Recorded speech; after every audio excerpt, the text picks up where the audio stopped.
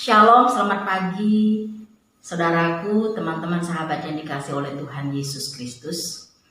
Waktu saya masih kecil, sekolah minggu, saya ingat ada sebuah pujian, yaitu Aku anak raja, engkau anak raja, kita semua anak raja.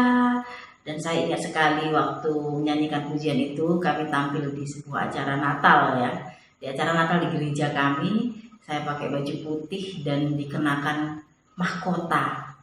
Saya senang sekali ya, apalagi lagunya Aku Anak Raja. Tapi waktu itu saya nggak ngerti apa sih anak raja itu. Ya setelah saya besar, saya tahu kita ini memang adalah anak-anak raja. Di dalam Yohanes 1 ayat 12 dikatakan bahwa tapi semua orang yang menerimanya diberinya kuasa supaya menjadi anak-anak Allah, yaitu mereka yang percaya di dalam namanya. Di dalam Galatia 3 ayat 26 juga dikatakan, sebab kamu semua adalah anak-anak Allah karena iman di dalam Yesus Kristus. Jadi yang membuat kita menjadi anak itu adalah karena penebusan Yesus Kristus.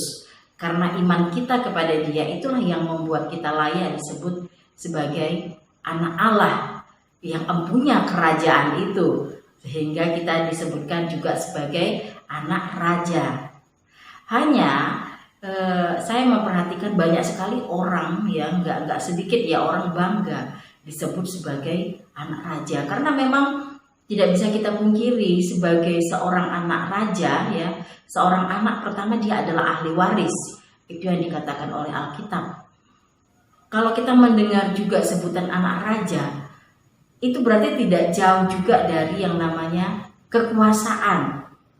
Hanya orang berpikir menjadi anak raja berarti harus diberkati, harus hidupnya sukses, nggak pernah setiap menghadapi masalah pasti harus menang, pasti harus ada solusinya.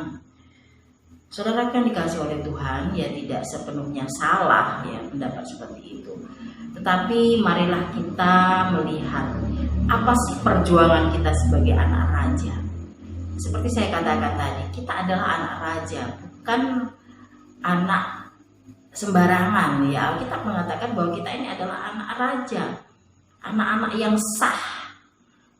Nah sekarang kita berpikir, apakah kita layak disebut sebagai anak raja? Alkisah ada seorang raja yang cari anak.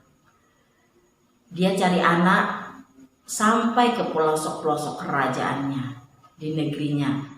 Akhirnya dia menemukan beberapa anak. Kemudian anak ini dibawa ke istana. Ya, mereka ditemukan di desa-desa, di kampung-kampung, di negeri mereka ya. Terus dibawa ke kerajaan, dibawa ke dalam istana, saudara. Kita tahu bahwa tidak mudah hidup di kerajaan itu, tidak mudah hidup di dalam istana kalau mereka terbiasa dengan cara hidup waktu mereka ada di luar istana. Mereka dilatih di istana untuk terbiasa dengan cara hidup di istana. Itu tidak mudah mengubah kebiasaan lama menjadi kebiasaan yang baru. Ya mungkin mereka adalah anak-anak yang dari kampung. Mereka harus belajar bagaimana tata cara hidup di istana. Di istana itu ya kita tahu banyak sekali ya peraturan-peraturan atau hal-hal yang nggak biasa dilakukan oleh orang rakyat biasa. Dalam istana mungkin cara makan mereka. Dulu mereka mungkin kalau makan sikap mereka suka hati. Ya. Mungkin duduk di kursi atau duduk di bawah, kakinya diangkat terus makan seperti itu ya. Tetapi setelah mereka dalam istana, mereka harus mengikuti tata cara istana, mungkin harus seperti table manner ya Bapak Ibu Saudara ya. Dan itu semua tidak akan bisa berubah kalau mereka tidak merubah cara pikir mereka. Merubah sikap perilaku seseorang itu dimulai dengan mereka harus berubah dalam cara berpikir mereka. Saudaraku, itulah yang sedang dikerjakan oleh Tuhan di dalam hidup saudara dan saya. Kita dibentuk, kita digarap supaya kita mempunyai karakter mentalitas sebagai anak raja. Bukan hanya orang yang berhak menerima warisan, ya, bukan hanya sebagai orang yang berhak menjadi ahli waris, atau bukan hanya kita ini menjadi orang yang diberkati, sukses terus, bukan hanya itu, tapi kita harus mengingat ya, sisi lain justru yang lebih penting, yaitu mengenai karakter ilahi harus kita miliki, karena kita ini adalah anak-anak Bapa. Seorang anak tentu harus seperti bapaknya. Kehidupan kita harus mencerminkan kehidupan Bapa kita, cara berpikir kita, perilaku kita. Apakah kita sudah layak disebut sebagai anak raja, anak Bapa yang memiliki kerajaan itu? Apakah kita sudah pantas memiliki level sebagai bangsawan kerajaan itu? Itulah pergumulan kita sebagai anak-anak Allah. Justru kita harus memiliki karakter dan sifat seperti Bapa kita yang di sorga, yang mempunyai kerajaan itu, yaitu kerajaan Allah sendiri. Tapi kita nggak usah khawatir, karena kita sudah punya teladan, yaitu yang sulung di antara kita.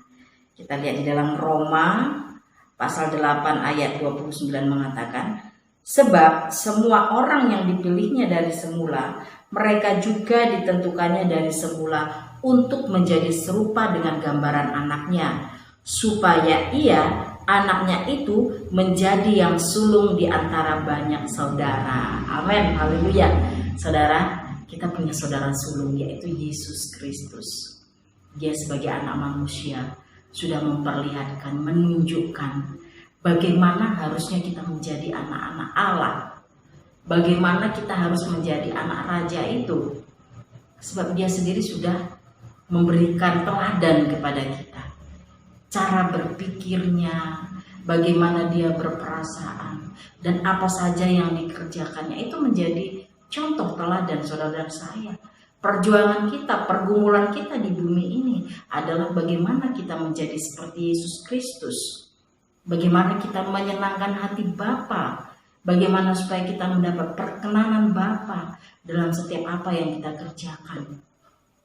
Sebab jikalau sejak sekarang, sejak di bumi kita terbiasa dengan cara hidup kerajaan itu, maka saat kerajaan Allah dinyatakan dengan sempurna, ya, kerajaannya dinyatakan secara fisik, yaitu langit baru dan bumi baru, maka kita akan terbiasa untuk hidup di kerajaan itu. Kita terbiasa hidup sebagai bangsawan kerajaan itu. Mari kita belajar di hari-hari ini untuk kita mengerti apa kehendak Tuhan Raja kita. Kita bukan hanya mengklaim diri sebagai anak raja yang diberkati, yang harus sukses, yang harus apapun yang kita perlukan, kita butuhkan, dicukupkan, disediakan. Tetapi marilah kita memandang apakah kita sudah layak menjadi anak raja. Apa yang kita kejar di dalam hidup kita di bumi ini. Yang tidak bisa dipungkiri bahwa di bumi ini kita memang banyak kebutuhan sebagai manusia biologis.